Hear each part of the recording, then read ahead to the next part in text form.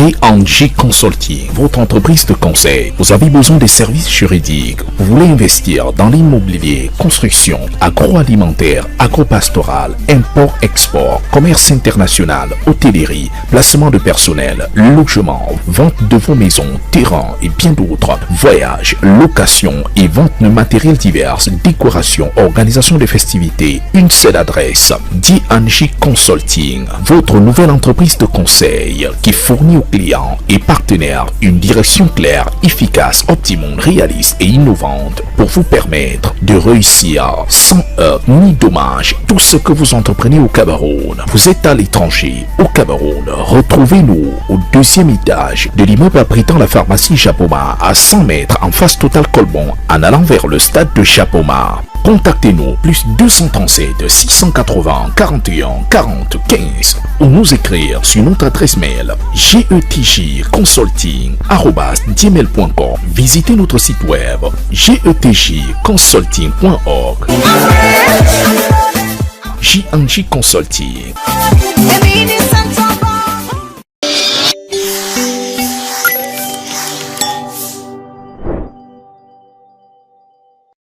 Bonjour à tous et à toutes et merci d'être avec nous dans cette nouvelle production du TIC au TAC.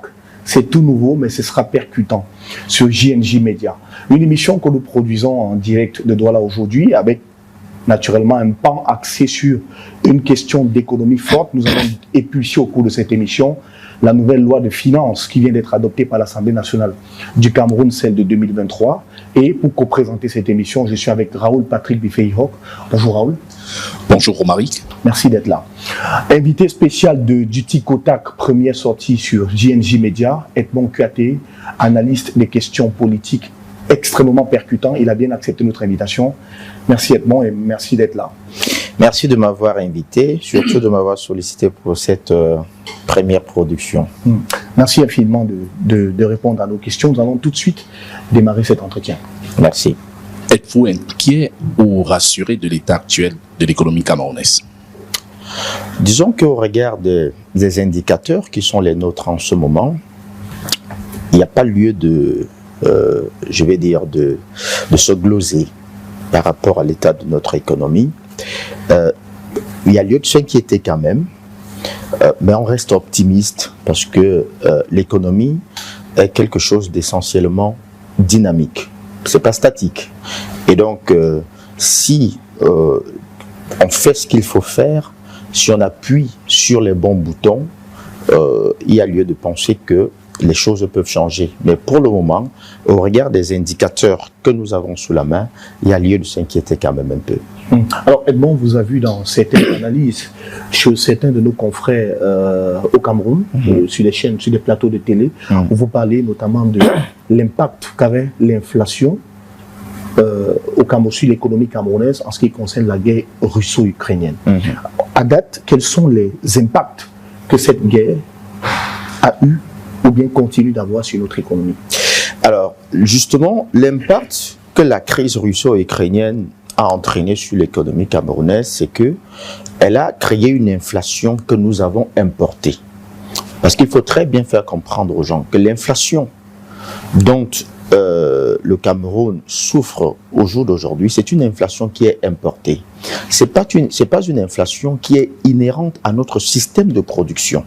Pourquoi? Parce qu'il faut très bien expliquer aux gens qu'il y a plusieurs types d'inflation.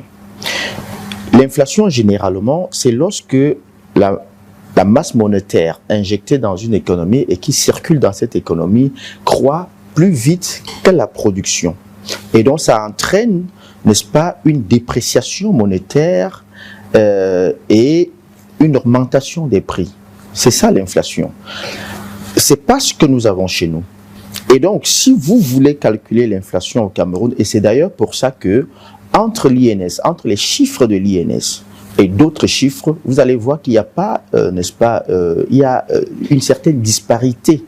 Pourquoi? Parce que l'INS, certes, calcule, n'est-ce pas, l'inflation, mais en s'appuyant sur un certain nombre d'éléments. Mais si vous allez regarder maintenant la pratique sur le terrain, vous allez vous rendre compte que l'INS peut vous dire que le taux d'inflation au Cameroun oscille entre 4 et 5%. Ils n'ont pas tort. Lorsqu'ils s'appuient sur une indication, un certain nombre, n'est-ce pas, d'éléments, ils peuvent donner ces chiffres-là parce que ce que vous appelez inflation, c'est l'indice du prix à la consommation qui a une manière d'être calculé, c'est-à-dire on prend un prix de départ et un prix actuel. Et à partir de là, on sort un coefficient de calcul et puis on définit maintenant le taux, n'est-ce pas, d'inflation. Et donc, lorsque l'INS, qui est l'Institut national de la statistique, lorsqu'ils font ce calcul-là, en s'appuyant notamment sur un certain nombre de prix, qui généralement sont des prix homologués, vous allez vous rendre compte qu'ils ont raison de donner ce qu'ils donnent.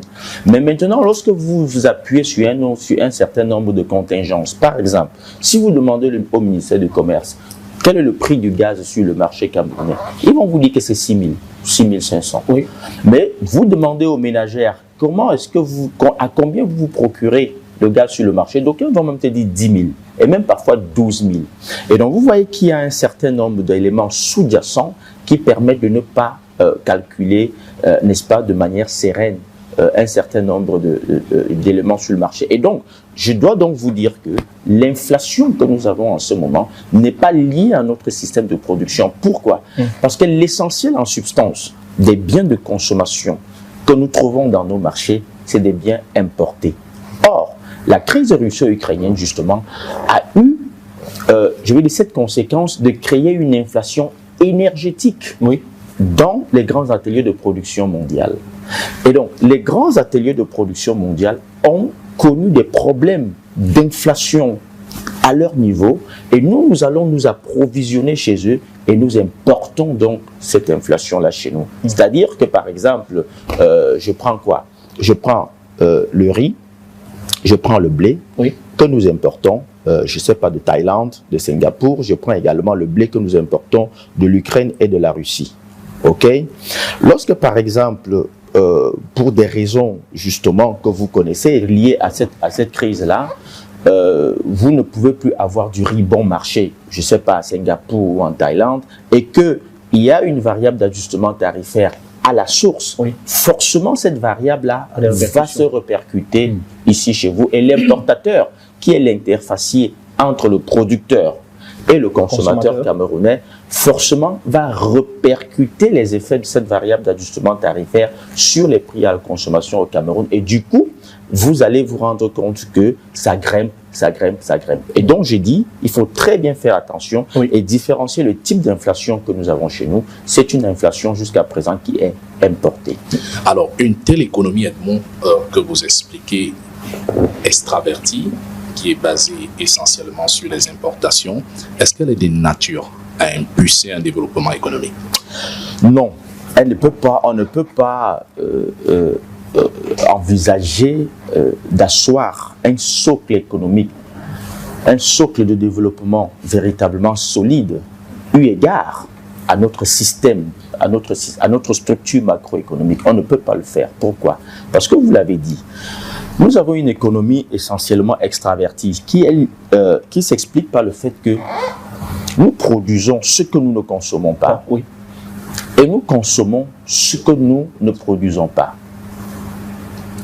La conséquence directe, c'est quoi? C'est qu'il y a une disparité au niveau de notre balance, n'est-ce pas, au niveau de notre, aussi bien au niveau de notre balance commerciale que de notre balance extérieure de paiement.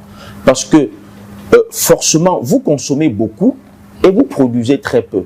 Donc, ça, pour le dire trivialement, vous vendez très peu et vous achetez beaucoup. C'est-à-dire, vous êtes comme quelqu'un qui est allé au marché, il a vendu pour 1000 francs et il a acheté pour 1500 de ce qu'il va consommer.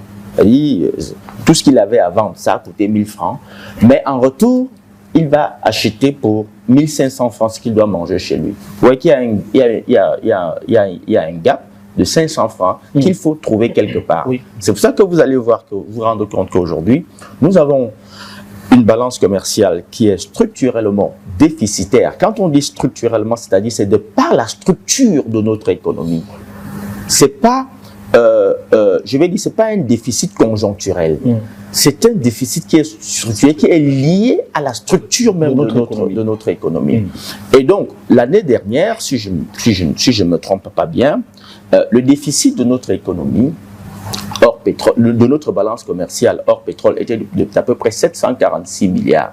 Lorsque, avec tout ce qu'il y a eu comme conjoncture sur le marché international, justement lié à l'oscillation des prix des produits pétroliers, lorsque vous ajoutez les hydrocarbures, le déficit grimpe à près de 1000 et poussières de milliards, 1100 et poussières de milliards. Et donc vous voyez que c'est énorme.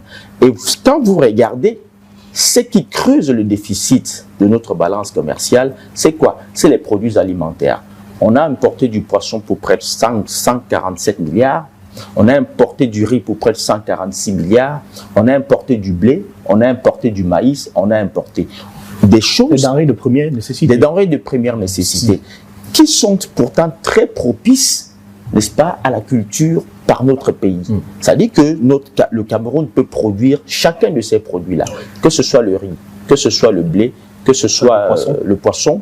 On est ouvert sur plusieurs côtes maritimes. Le Cameroun est arrosé par 2 fleuves. La preuve, c'est que chaque département porte quand même le nom d'un fleuve. Et donc, notre pays est propice à la pisciculture et est propice à l'agriculture. Et je dois également rappeler que les dernières statistiques disent que le Cameroun a quand même 11 millions d'hectares de terres arables. 11 millions d'hectares de terres arables que ne peut-on pas produire sur cette terre-là.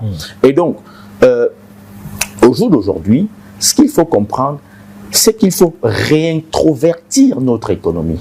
C'est-à-dire revenir chez nous, identifier nos besoins de consommation, regarder le potentiel que nous avons à pouvoir les produire et mettre en place, mettre en synergie l'ensemble des moyens pour pouvoir les produire. Pour pouvoir produire chacun de ces biens-là et limiter, n'est-ce pas, l'importation. Mais comment le faire, Edmond, lorsqu'on a des chiffres qui viennent par exemple de l'Institut national de la statistique dont vous parliez tout à l'heure, qui parle d'un taux d'inflation étant de 2,5% en 2020 et de 4,4% en 2022. Parallèlement au Cameroun, on a le pouvoir d'achat qui n'a pas changé, le SMIC non plus. Est-ce que dans un contexte comme celui-là, cette situation est acceptable? Alors, j'ai très bien compris que les Camerounais opposent 2 choses. Ils ont raison. L'inflation et le pouvoir d'achat.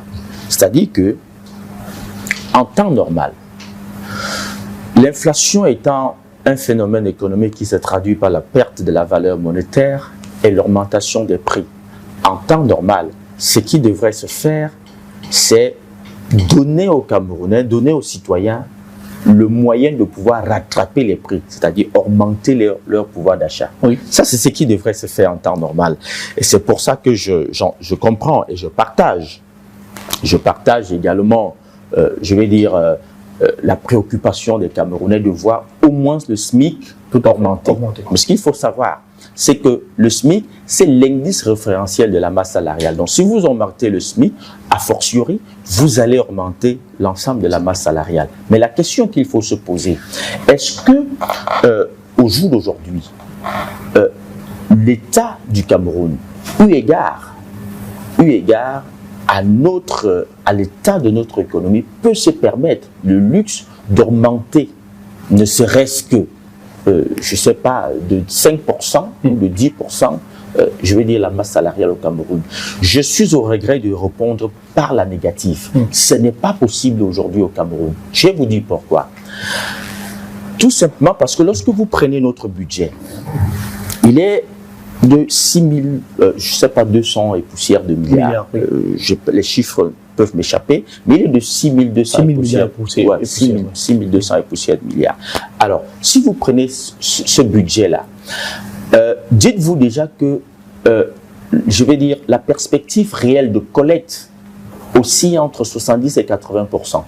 C'est-à-dire que ce qui va être collecté in fine en mobilisant l'ensemble des mécanismes de collecte des ressources publiques, vous n'allez pas aller au-delà de 80%. Parce que déjà, le budget en lui-même présente un déficit qui est aussi entre 1,2 et 1,5%. Je ne sais pas trop, puisque la loi n'est pas encore sortie.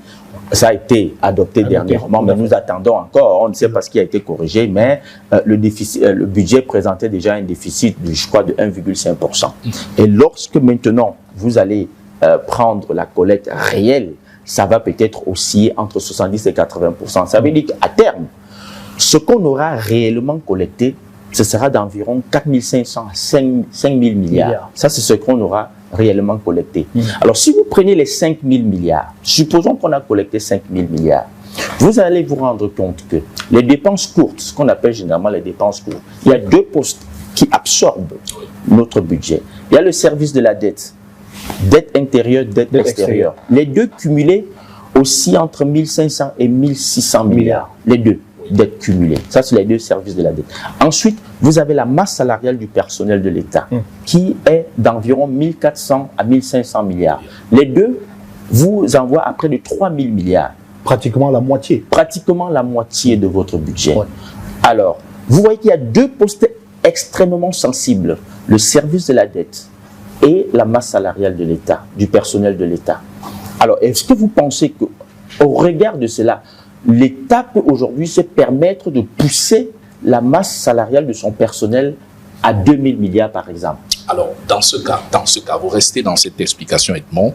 Vous avez tantôt expliqué du fait que nous oscillons dans une économie extravertie, avec des contradictions qu'on a. Le taux d'inflation qui a fait un bond qualitatif en 2020, 2,5% à 4,4% en 2022. Alors, face à cet environnement, est-ce que l'État du Cameroun est asphyxié financièrement?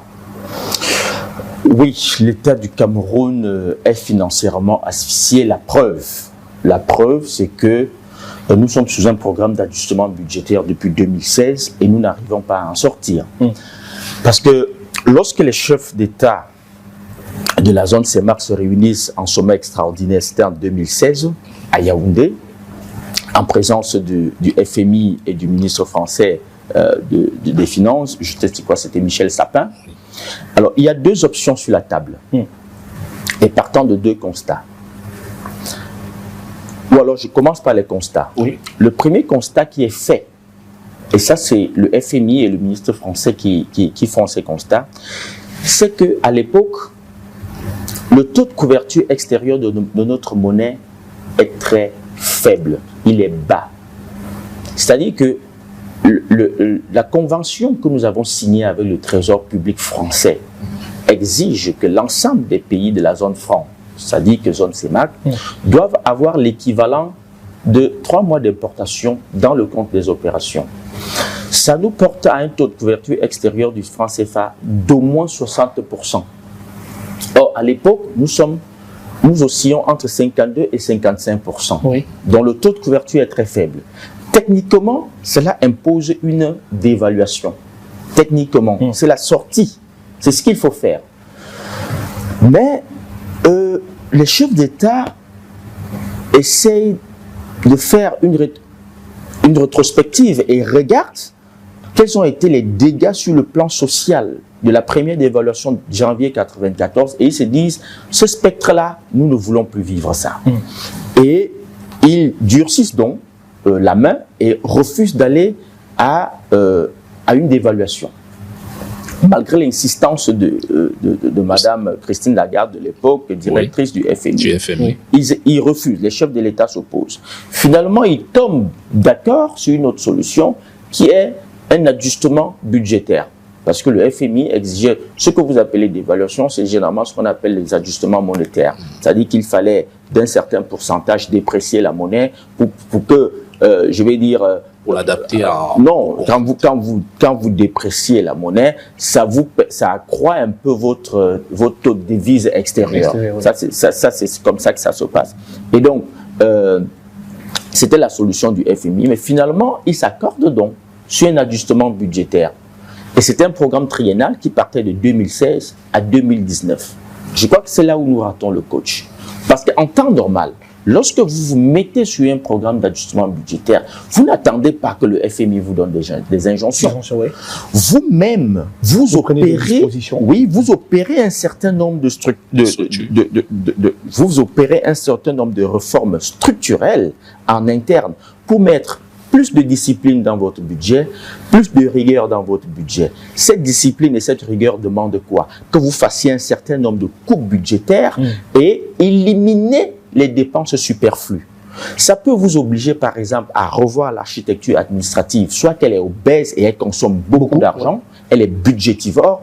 S'il faut aller à cela, tant mieux. Vous n'avez pas besoin d'attendre l'injonction du FMI. Vous y allez vous-même. Vous regardez, n'est-ce pas, la structure de votre budget, la structure, l'architecture de votre administration, et vous voyez là ce que vous pouvez faire comme coupe budgétaire pour pouvoir justement orienter votre budget à l'essentiel, surtout à l'investissement, c'est-à-dire que dans des secteurs à forte valeur ajoutée. Oui. C'est ce qu'il faut faire. C'est-à-dire que vous devez investir là où ça peut vous ramener rapidement de l'argent. Et investir là où ça va vous permettre de, je vais dire, de protéger un peu vos devises. C'est-à-dire vous coupez un peu de la dépendance à l'importation. Ça, c'est ce qu'il fallait faire. Nous ne l'avons pas fait. En 2019, patatras, on tombe sur une autre conjoncture, mais cette fois-ci internationale, 2019-2020, on tombe sur une conjoncture internationale qui vient corser un peu les choses, c'est la Covid-19.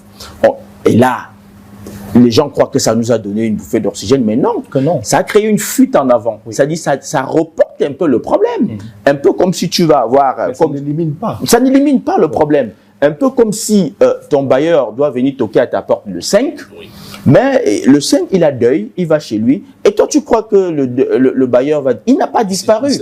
Il va faire son deuil, après une semaine, il va revenir.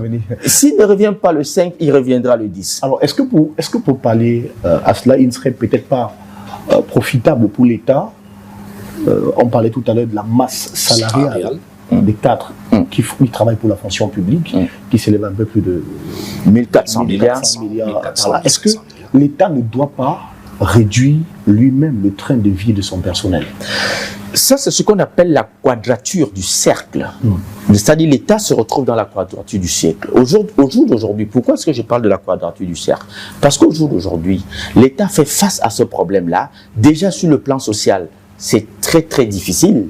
C'est-à-dire que le taux de chômage au Cameroun, lorsque généralement ça dépasse 50%, on ne calcule plus. Tout à fait. C'est un peu bizarre. Et donc on a un taux de chômage qui est très très élevé au Cameroun. On a un taux de sous-emploi qui est également très très élevé, qui va jusqu'à 80%. Ça, c'est le sous-emploi. La dernière fois, je crois, on parle de 75-80%. Et le taux de chômage lui-même, réellement, aussi entre 30 et 50%. Je crois que là, on ne calcule même plus parce que ça explose, les chiffres explosent.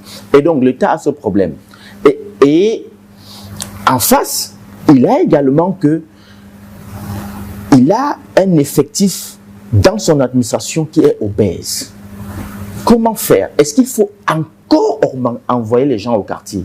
Est-ce qu'il faut ajouter déjà à la misère sociale en se délestant d'une bonne partie de son personnel? Donc c'est difficile pour l'État de prendre, c'est pas des décisions faciles à prendre. D'accord, Edmond. Je propose qu'on marque une pause.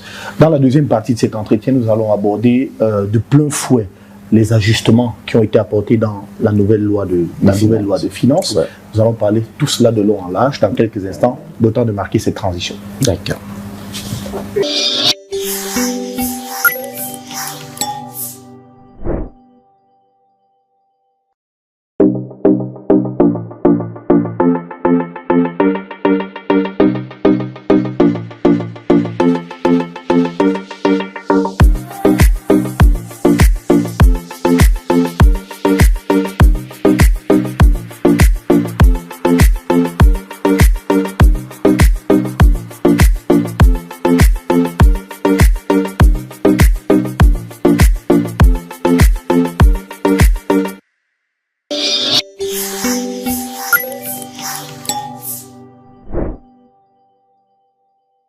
Patrick, nous sommes dans la deuxième partie de cet entretien. Alors, Edmond, la nouvelle loi de finances 2023 a été adoptée il y a quelques jours par l'Assemblée nationale. Une loi de finances qui divise parlementaires et acteurs sociopolitiques. Comment l'avez-vous accueillie en tant qu'économiste? J'ai eu l'occasion de parcourir le projet de loi en lui-même. Et j'ai vu que le gouvernement était resté cohérent sur ce qu'il avait déjà annoncé lors du débat d'orientation de juillet 2022, effectivement. Parce qu'il faudrait que les Camerounais apprennent à se servir de l'information. En juin 2022, justement, lors de la dernière session parlementaire, ou alors l'avant-dernière session parlementaire, déjà, le Parlement avait annoncé l'intention, n'est-ce pas, du gouvernement d'augmenter la pression fiscale au Cameroun. Et à l'époque, il disait qu'il comptait... une circulaire tout à fait du chef de l'État. Effectivement, dans ce sens-là. Et donc, on devait passer de 11,6% à 12,8% en 2023. Et cette augmentation devait aller crescendo de 0,5% en 2024 et 0,5% en 2025 pour finalement atteindre 13% du PIB de la mobilisation des ressources publiques au Cameroun. Ça, c'est ce qu'ils avaient annoncé. Bon, il n'y a pas eu de réaction, c'est passé. Et donc, la nouvelle loi de finances 2023, celle qui a été adoptée, je crois, samedi dernier, Dans la nuit de dimanche, oui. À lundi. Effectivement, tout à fait. 4 décembre, Ouais. à lundi 5. Effectivement. Alors, cette loi-là s'articule donc autour et de cette augmentation de la pression fiscale et éventuellement également sur ce concept qui est cher au gouvernement, l'import-substitution. Oui. Ça, c'est les deux grandes articulations de la nouvelle loi de finances. Alors, prenons la première articulation, c'est-à-dire l'augmentation de la pression fiscale. Lorsque on veut augmenter la pression fiscale, il y a 3 cas de figure. Oui. Le premier cas de figure, c'est le relèvement des taux imposables existants. C'est-à-dire que le pourcentage va augmenter.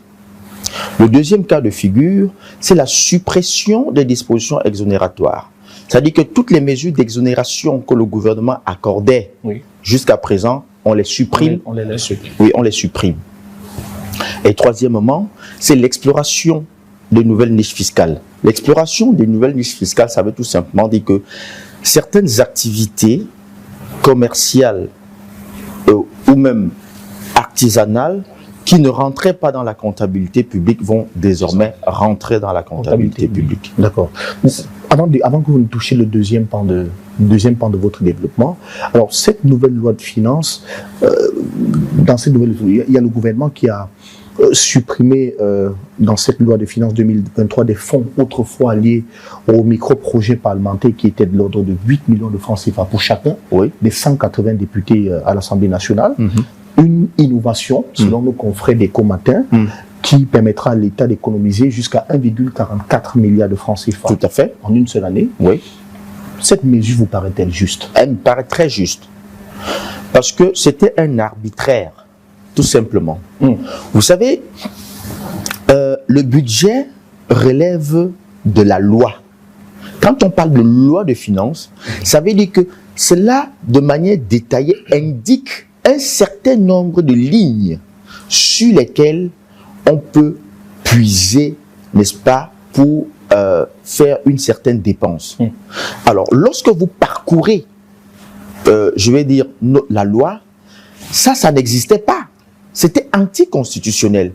Et ça paraissait même comme une prise illégale d'intérêt. Parce que, voyez-vous, Romaric, quelles sont les missions constitutionnelles de nos parlementaires? C'est contrôler l'action du gouvernement. Oui. Et puis légiférer. Tout à fait. Voilà leurs deux missions constitutionnelles. Alors, comment est-ce que vous allez être à l'aise à contrôler l'action de quelqu'un qui lui-même doit vous accorder des faveurs? Vous trouvez que c'est antinomique. Donc, c'était pas normal. Quelque part, cette personne vous tient. Ils vous tiennent.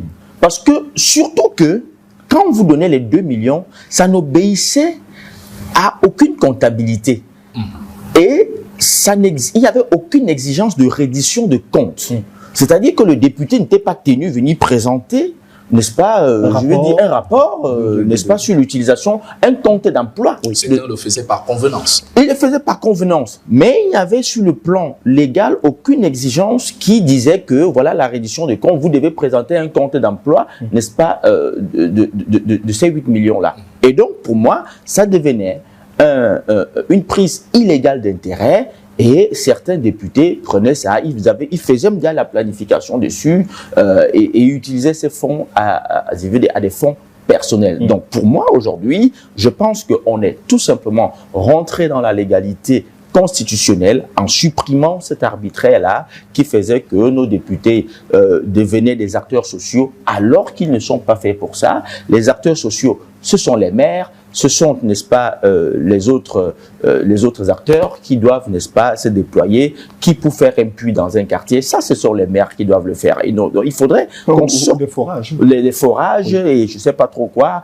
faire un petit pont dans un quartier qui est cassé. C'est pas le rôle ça, c'est pas le rôle des députés. Ça crée ça entretenait un certain confusionnisme qui faisait en sorte qu'in fine, les députés n'est-ce pas, n'étaient plus dans la mission sur laquelle nous les attendons, à savoir contrôler l'action du gouvernement, exiger des comptes du gouvernement, savoir comment le budget a été dépensé. Ils ne pouvaient pas le faire à partir du moment où, à tout moment, on pouvait leur poser la question de savoir qu'est-ce que vous-même vous avez fait des 8 millions qui vous ont été alloués.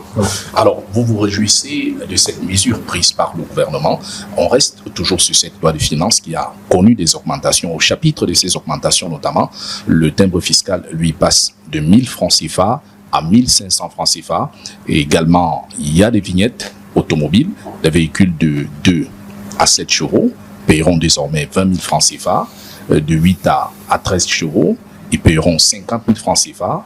De 14 à 20 chevaux, ils paieront 75 000 francs CFA. Et plus de 20 chevaux, on parle de 200 000 francs CFA. Et dans cette loi, on constate également que les taxes de séjour à l'hôtel et des affaires foncières ont également connu une augmentation. Alors, ces augmentations sont-elles, pourquoi ces augmentations sont-elles ciblées dans certains secteurs d'activité précisément?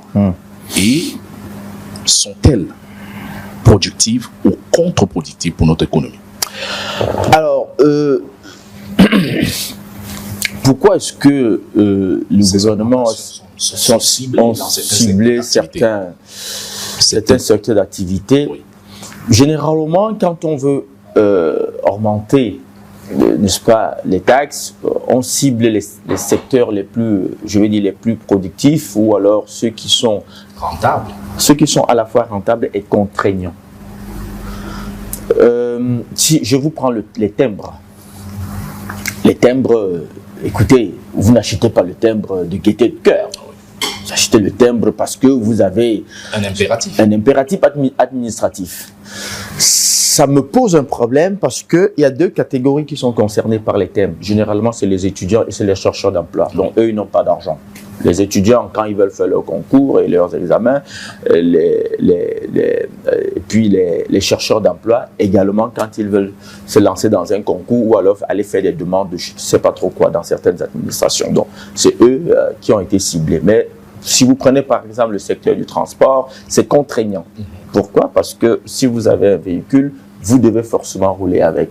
Donc, on cible les secteurs généralement où quelqu'un ne peut pas dire « Ah, si c'est comme ça, j'abandonne. » Oui. Vous n'allez pas... Indispensable. Oui, c'est indispensable.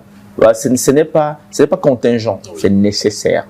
Le transport est nécessaire. C'est vital. C'est vital. Vous ne pouvez pas les contourner. Vous allez voir qu'à côté également, on a ciblé un autre domaine de transport que vous n'avez pas cité, sur le droit de timbre à l'aéroport, Oui. qui va passer 10 000 francs. On a également pensé à eux.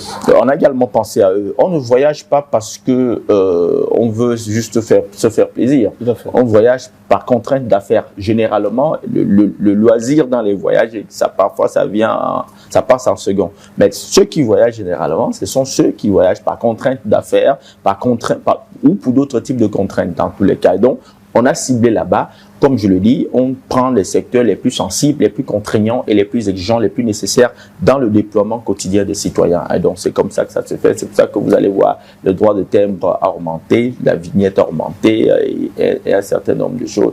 Il n'y a pas que ça. Il y a beaucoup d'autres trucs. Par exemple, dans le foncier, vous avez cité le certificat de propriété qui va passer de 3 000 à 25 000. Mais sauf que là, je pense qu'ils ont également un peu, ils ont joué un peu de la même façon qu'on a fait avec les passeports, parce qu'il y avait un prix officiel du certificat il y avait un prix homologué du certificat de propriété qui était de 3 000 francs, mais qui dans la pratique, tout le monde payait 20 000, 15, 20 000, 15, 20 000, et ils se sont donc dit, ça veut dire qu'il y a de l'argent, au lieu que cet argent rentre dans les poches, n'est-ce pas, des individus, autant mieux que l'État mette ça dans ses caisses, parce que je mets à défi quiconque va venir me dire qu'il payait un certificat de propriété à 3 000 francs. Officiellement, c'était 3 000 francs. Tout à fait. Mais les individus avaient fait un business tout autour et ils vous prenaient 15, 20 000 francs et ils appelaient ça certificat express. C'est-à-dire que vous payez, ça sort le même jour. Si vous voulez payer 3 000, personne ne refuse, mais sauf que même après 3 mois, on va vous dire c'est en étude, on va vous signer ça après. Donc, je crois que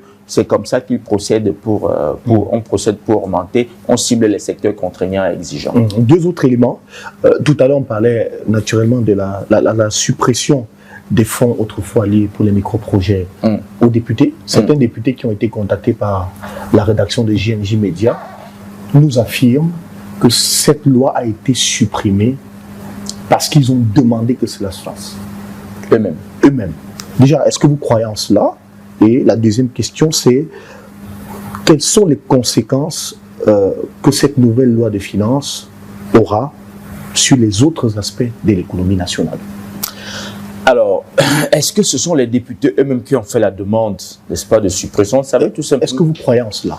Lorsqu'ils le disent, est-ce que, d'après vous, ça peut être vrai? Je ne peux pas leur faire un jugement, je ne peux pas leur porter un jugement de valeur. Mais s'ils l'ont fait, ça veut dire qu'ils sont revenus à l'élégance républicaine, qui voudrait qu'ils soient les premiers à montrer l'exemple et à ne pas se mettre en marche de la loi. Parce que, comme je vous l'ai dit, c'était anticonstitutionnel. Et si ceux qui légifèrent dans notre pays étaient les premiers à montrer le mauvais exemple et à entraver la loi, ça montrait, c'était pas bon image. Je serais très flatté de savoir que c'est eux qui ont fait la demande. Je serais très flatté. Je n'ai aucun élément pour pouvoir porter un jugement de valeur objectif à leur rencontre, donc je me garderai de ne pas le faire. Mais si d'aventure, ils en ont fait la demande, je remercie, n'est-ce pas, leur lucidité qui les a ramenés à l'élégance républicaine pour pouvoir se mettre, n'est-ce pas, en phase avec la Constitution et donc avec la loi fondamentale. Ça, c'est bien, vraiment. Maintenant, pour revenir sur, je vais dire, la loi de finances, quel est l'impact que cela va avoir sur, n'est-ce pas, la vie économique nationale? Tout à fait. Je vous ai dit que cette loi avait été élaborée en s'appuyant sur 2 piliers, forcément. Le premier pilier, c'est comme je vous l'ai dit, c'est qu'il fallait rattraper, n'est-ce pas, la pression fiscale, permettre à l'État de prendre un peu de l'argent pour pouvoir de mobiliser un peu plus la ressource publique pour pouvoir faire face à ses engagements, notamment ses engagements internes, que ce soit des engagements de fonctionnement de l'État ou alors d'investissement, et les engagements externes qui s'articulent substantiellement autour du service de la dette vis-à-vis des partenaires multilatéraux et bilatéraux. Ça, c'était les 2 articulations. Maintenant, quand vous revenez sur le concept, déjà, pour parler des répercussions de cette loi, ce qu'il faut dire aux gens, avec lucidité, mais alors sérénité, c'est que cela va avoir un impact sérieux sur le coût de la vie. Parce que tout ce que je vous ai parlé de la suppression des dispositions d'exonération, notamment, par exemple, vous savez qu'après 2008, après février 2008, ce que vous aviez appelé, n'est-ce pas, la grève de la faim, le gouvernement avait pris des mesures, à l'époque palliatives, mais qui sont devenues des mesures définitives. Avait donc pris cette mesure-là d'accompagner les importateurs en subventionnant, n'est-ce pas, certains produits de première nécessité, notamment le riz, le blé. Et donc, on avait, au lieu d'appliquer un taux réel, n'est-ce pas, des droits de douane, on avait plutôt appliqué des taux incitatifs à l'importation. Notamment, on avait mis le riz à 5%. Et d'autres produits, le poisson également à 5%.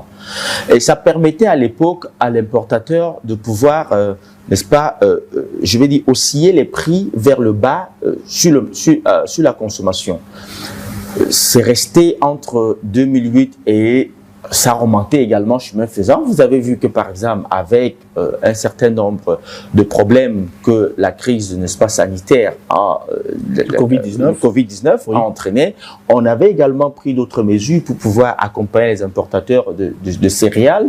On avait, je crois qu'on avait mis un certain nombre de dispositions pour exonérer, n'est-ce pas, par exemple, le transport à 80%, et un certain nombre de dispositions comme ça. Tout ça va être supprimé, et ça veut dire qu'on va donc revenir, n'est-ce pas, au taux réel, n'est-ce pas, en matière de droits de douane. Et comme je l'ai toujours dit, il faut savoir que l'importateur ne paye pas, n'est-ce pas, c'est pas lui qui paye les taxes.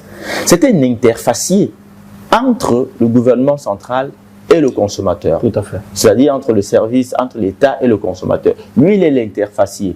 À la seule différence en tant qu'interfacier, il saigne un peu pour donner à l'État et il s'en va récupérer sur le consommateur.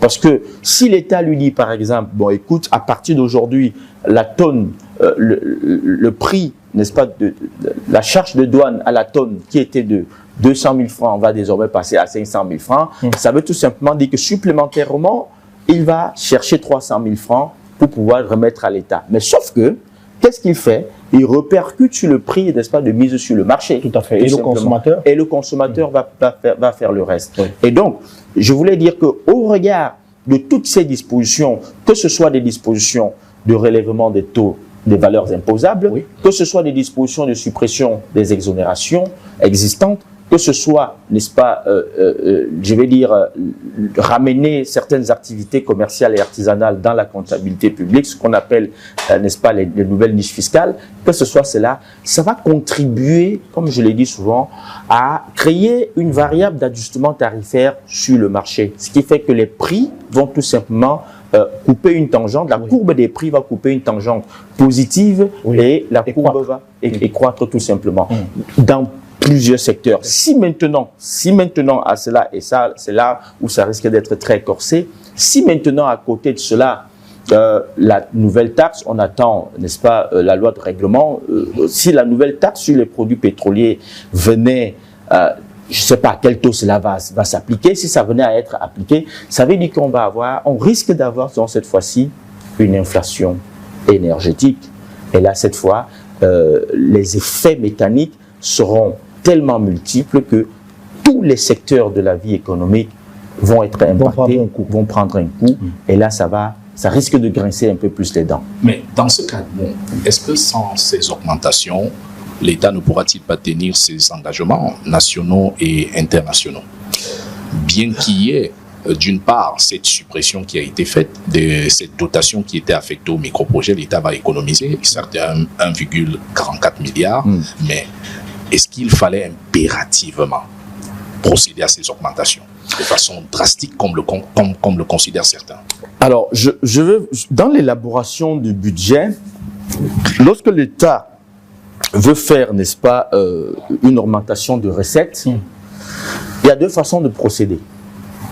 Soit, je vais dire, l'État procède comme le gouvernement procède comme je l'ai expliqué, c'est-à-dire il relève les taux, il supprime ses exonérations, il ramène certaines activités dans... Soit, ça c'est une façon de faire. Une autre façon de faire, c'est de revoir la structure du budget et revoir la structure de fonctionnement de l'État et procéder à ce qu'on appelle des coupes budgétaires. C'est-à-dire appliquer une certaine rigueur et une certaine discipline dans la gestion budgétaire. Cela suppose par exemple que l'État va imposer des restrictions dans son fonctionnement et réduire un certain nombre de dépenses qui sont des dépenses qui ne produisent rien. C'est-à-dire là, l'État lui-même fait son propre bilan et dit, bon, je dépense beaucoup d'argent ici par exemple pour le fonctionnement, ça ne me rapporte rien, bon, je vais supprimer ça. Je vous prends un exemple. Si vous regardez le parc automobile de l'État, ça absorbe beaucoup d'argent. Vous avez des fonctionnaires qui roulent avec des voitures de 100, 120 millions. Tout à fait. Vous comprenez un peu? Très bien. Vous avez des départements où chaque directeur a une voiture. Et parfois, c'est des voitures qui oscillent entre 45 et 60, 80 millions. Et plus le parc automobile de l'État est important, plus les dépenses liées à l'opération de ce parc est important. Bien sûr, parce qu'il faut entretenir ces véhicules. Il faut entretenir ces véhicules. Carburant, huile, tout ce que vous voulez, et puis pas de mécanique. Ça devient important. Et ça coûte cher à l'État. Et donc l'État peut dire, bon, je revois, n'est-ce pas, mon architecture, n'est-ce pas, l'architecture de mon parc automobile. Désormais, par département, je peux affecter 3 véhicules par département ministériel. Quitte à ce que maintenant, cela, au lieu que chaque directeur ait une voiture, on va avoir 3 véhicules, 3 chauffeurs. Déjà, c'était même ça le but du garage administratif à l'époque. C'est-à-dire qu'on devait mettre des véhicules et lorsque vous avez besoin d'utiliser, quel que soit votre département, vous appelez et on vous affecte un chauffeur. Oui. OK? Donc, c'est un peu, voilà ce que l'État pouvait faire. L'État pouvait même, excusez-moi, décider de plafonner certaines dépenses. Oui. C'est-à-dire dire par exemple que désormais, le véhicule le plus cher payé pour les agents de l'État ne doit pas dépasser 45 millions. Ça permet de faire beaucoup d'économies. L'État pouvait également décider, par exemple, de supprimer même carrément, je vais dire, la mise à disposition des véhicules à son personnel et plutôt décider d'octroyer des crédits à l'achat de voitures. Dans ce cas, par exemple, ça peut être du 50-50, ça peut être du 40-60, suivant un schéma que l'État aura arrêté, sauf que vous-même, vous allez mettre votre propre salaire, vous allez engager votre propre salaire si vous voulez une voiture. Absolument. Et les coûts d'entretien vous incombent. Ce n'est plus, il n'y aura plus de bons de carburant à n'en plus finir, de 2 millions par personne, 3 millions. Ça coûte cher à l'État. Donc l'État aurait pu décider d'engranger des économies à partir d'une certaine, d'une certaine rigueur qu'il s'impose, qu'il s'auto-impose, n'est-ce pas, dans le fonctionnement de son budget. Ça, c'était un autre pilier. Je me limite là parce que si on épilogue, je peux vous trouver plusieurs postes sur lesquels l'État pouvait, n'est-ce pas, imposer, je vais dire, s'imposer des économies dans son budget. Il y en a plusieurs. Si je prends par exemple les frais de mission, frais de communication qui s'élevaient à 58 milliards, on peut supprimer et orienter maintenant ces 58 milliards par exemple à la recherche et au développement. Pourquoi? Je vais vous dire, je l'ai trouvé très biscornu. Lorsque je vois dans une loi de finances, vous avez la subvention à l'agriculture, alors que nous parlons de l'import-substitution et que nous savons que les postes, n'est-ce pas, qui consomment beaucoup, qui nous assèchent les devises à l'international, ce sont les importations liées justement aux produits de consommation. Alors que nous avons un potentiel agricole énorme, comme je vous l'ai dit. Alors, j'ai vu par exemple que on avait prévu subvention à l'agriculture 20 millions. Vous voyez un peu? Alors, et on met en même temps frais de mission et de communication 53 milliards. J'aurais préféré qu'on inverse. Si on inverse, on met 53 milliards à la subvention à l'agriculture, et 20 millions, je vais dire frais de mission. Je ne sais pas à quoi servent ces missions-là, quand les gens font. J'ai vu que les gens faisaient 660 missions par an, mais bon, passons. Et on pouvait inverser, et subventionner l'agriculture à 53 milliards. Tout à fait. Et ça ferait que c'est productif. Parce que si vous mettez 53 milliards dans l'agriculture, on va voir ce que ça va produire. Absolument. Vous comprenez un peu? Donc, il y a plusieurs choses que l'État aurait pu faire comme ça. Si on épluche le budget, je vous dis ici, ça ne sert à rien. Ici, on peut réduire. Ici, on peut ramener ici, sans que cela n'impacte véritablement la vie de l'État. Parce que ça, c'est du budget. Ça, c'est de l'argent qui rentre dans les poches des individus. Quand vous entendez, par exemple, que des gens ont fait 660 jours de mission, si c'est payé à 50 millions de francs, ça, c'est de l'argent qui rentre dans ses poches. Et qui contribue qui asphyxie l'État, ça ne profite à rien, à personne. Vous comprenez un peu? Merci. Parce que nous sommes tous d'accord que personne ne peut faire 660 jours de mission en 360 jours. C'est impossible. Merci Edmond Kouyaté. C'est ici qu'on va mettre un thème à cet entretien. Peut-être un dernier mot en disant, en 2023, il faut donc que les Camerounais s'attendent à resserrer les ceintures. C'est bien ça? Le dernier mot que je veux dire, peut-être que nous n'avons pas suffisamment parlé, mais je peux prendre 2 minutes pour en parler. Très rapidement, parce que nous sommes arrivés au terme. Nous sommes arrivés au terme. C'est qu'en réalité, le gouvernement a un concept qui est très éloquent, qui est très beau. Mais il faut maintenant s'assurer qu'il soit bien implémenté, c'est l'import-substitution. L'import-substitution, c'est-à-dire que le gouvernement souhaite limiter les importations et favoriser la production locale. Alors, moi, j'aurais préféré, si l'État voulait vraiment l'implémenter, que les mesures soient mises en place pour analyser véritablement les coûts de facteurs de production chez nous, premièrement. Au lieu de faire une dissuasion par l'impôt, on aurait dû préalablement faire une analyse globale, holistique sur l'ensemble des coûts de facteurs de production. Aménager l'environnement. Aménager l'ensemble des coûts de facteurs de production. Il y a l'énergie, il y a le transport, il y a tout ce que les intrants de production et tout cela.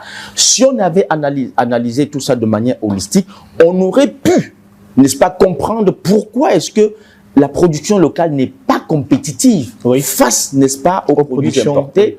Et à partir de là, actionner sur les manettes qui permettent, n'est-ce pas, de rendre les produits locaux beaucoup plus compétitifs sur le marché. Parce que vous n'allez jamais comprendre pourquoi le riz qui est produit à Ndop et à Yaguar coûte beaucoup plus cher dans nos étals que le riz importé de Thaïlande, de ceci. C'est parce que les coûts de facteurs de production sont énormes et asphyxiants. Et donc, lorsque le producteur a obtenu le produit fini, lorsqu'il veut faire la structuration du prix, il se rend compte que s'il met au même prix que les produits importés, ou alors s'il met moins que les produits importés, il ne rentre pas dans ses frais. Et donc, tout ce que je vais dire, c'est qu'il faudrait que le gouvernement mette un accent sur, n'est-ce pas, l'analyse des coûts de facteurs de production, que ce soit la structure de notre monnaie, par exemple, qui est très, très élevée et qui ne nous rend pas, le CFA ne nous rend pas compétitifs parce que c'est l'euro bis, et un ensemble d'éléments comme ça qui pourraient faire en sorte que la production locale soit véritablement maîtrisée et qu'on puisse mettre en place un ensemble de chaînes de valeur de production et de transformation qui va nous couper de la dépendance à l'importation. Edmond Kouyaté, analyste des questions d'économie sur le plateau du TIC Otac sur UN Média. Merci beaucoup pour ces 40 minutes d'analyse, Edmond. C'est moi qui vous dis merci. Merci d'avoir accepté notre invitation. C'est moi qui vous dis merci. C'est ici qu'on met un thème à cet entretien. Merci également, Raoul. Merci Romary. Merci également à vous de nous avoir suivis. On se retrouve bientôt avec un autre invité. Suivez naturellement l'actualité camerounaise et africaine sur nos plateformes Facebook et YouTube, JNJ Media. Et naturellement, n'hésitez pas de nous poser vos préoccupations et vos observations via les numéros de téléphone qui s'affichent actuellement au bas du petit écran. Quant à nous, Raoul et moi, on se donne rendez-vous bientôt avec un autre invité, avec le même plaisir. À très vite.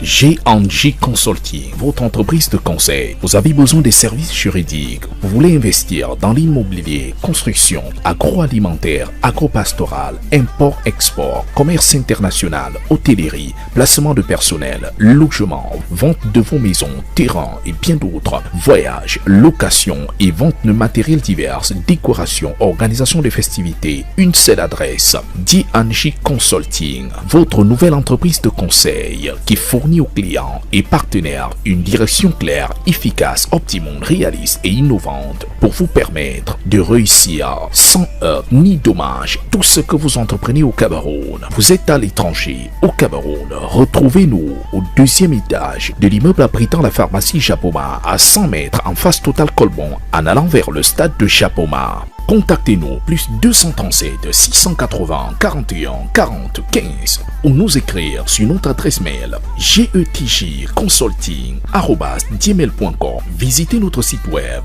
getjconsulting.org. G&J Consulting.